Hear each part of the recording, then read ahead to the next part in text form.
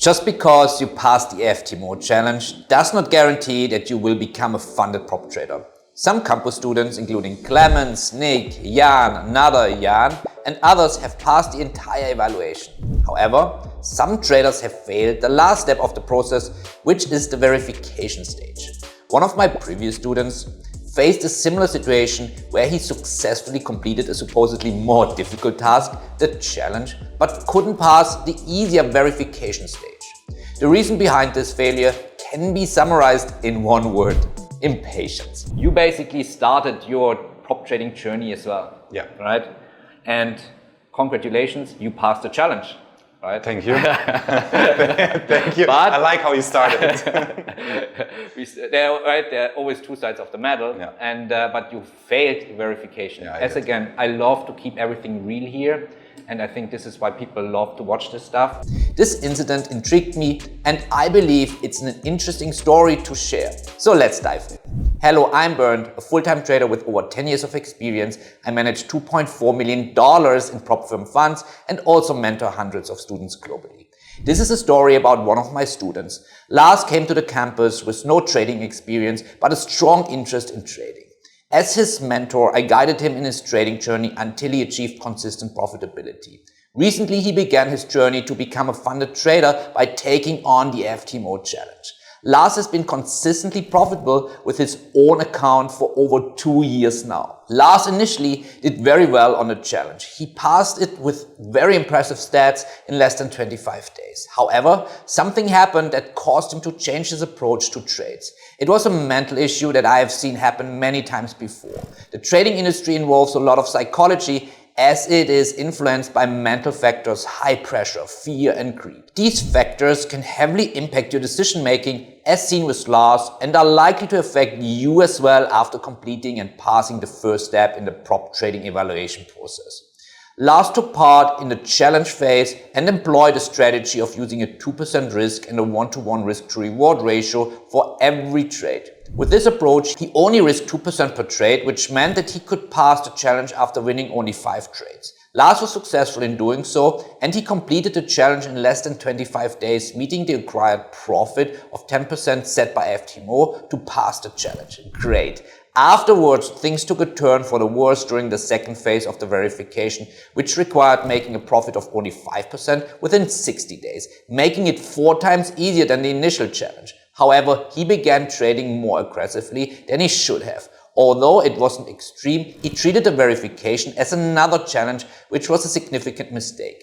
Despite my suggestion that he only risked 1%, he persisted with the same 2% risk during the verification process.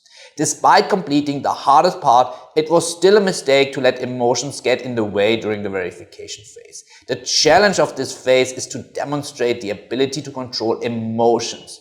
Do you have the capacity to lose like a pro? You may be curious about this question, but the truth is that even the best traders will experience losses. The key is to acknowledge this and to figure out how to handle losses effectively. Once you accept this reality, the next step is to develop a trading plan that takes into account the possibility of losses and mitigates their impact.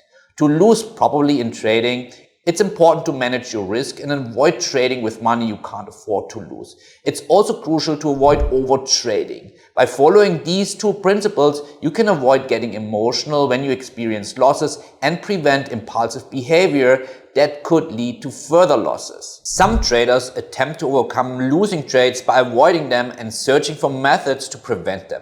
However, in the long run, these traders tend to lose more money compared to those who accept the reality and handle the losses with confidence. Are you able to avoid giving in to constant temptation? This is an important trait required for being a prop trader. Think about it carefully. Many people may find it difficult to resist the temptation, making prop trading a challenging task. Do you have the patience to wait for the perfect trade setup? It's important to demonstrate restraint and conserve your limited resources by only trading when a setup meets the predetermined criteria in your trading plan. Are you able to remain level-headed while trading and avoid becoming too emotional? Can you handle pressure and maintain a professional demeanor, or will you react poorly when things don't go your way? Prop traders who lack emotional intelligence and self-control are comparable to intoxicated individuals at a casino. Trading requires great self-control, as you need to remain calm and even there is a chance of losing money. It is vital to avoid risking more than you can afford to lose, manage your risks efficiently, and avoid overtrading. It's easy to understand the concept of not staking more than you can afford to lose, but avoiding overtrading requires more strategic thinking. To prevent overtrading, you need to be an expert in recognizing your targets in the market and have complete confidence in your decisions. Additionally, it's vital to have a detailed trading plan, log and journal to keep track of your trades. So let's continue with Lars. Lars faced a few losses in his trades, which is a common occurrence. However, he began exerting more pressure on himself, taking on greater risks and chasing after prices. His negative habits became more prominent and he eventually did not pass the verification process. Last week, we recorded a podcast with Lars where he shared his story. He's one of my favorite students and I'm supporting him until he gets funded and beyond. His story is crucial for aspiring traders who want to get funded with a prop firm someday, which is why I made this video. Other traders besides Lars also found the verification process to be difficult, even those who eventually passed it. They all had a similar experience and felt that the verification was more challenging than the initial trading challenge. This was because they made it harder for themselves. They were excited and confident, thinking that they could easily pass the verification in just 2 weeks, even though it was designed to take 60 days. They believed that if they were able to make 10% profit in 1 month, they could certainly achieve a 5% profit in 2 weeks. Passing wasn't guaranteed for most students, and even when they did pass, there were still issues. One student in particular mentioned losing 8% during the verification. That's a significant loss that could have potentially set him back 2 months. Luckily, he was able to manage his stress and overcome the setback. We'll be interviewing him on our podcast next week, so be sure to tune in. If you're wondering about the best way to complete a challenge and verification, I already covered it in a previous video. I suggest you watch it. But here's a brief summary. 2% risk in the challenge phase with 1-to-1 risk to reward ratio and 1% in the verification stage with also 1-to-1 risk to reward ratio. I hope this video was helpful for you in your prop trading journey. Wishing you all the best and safe trading.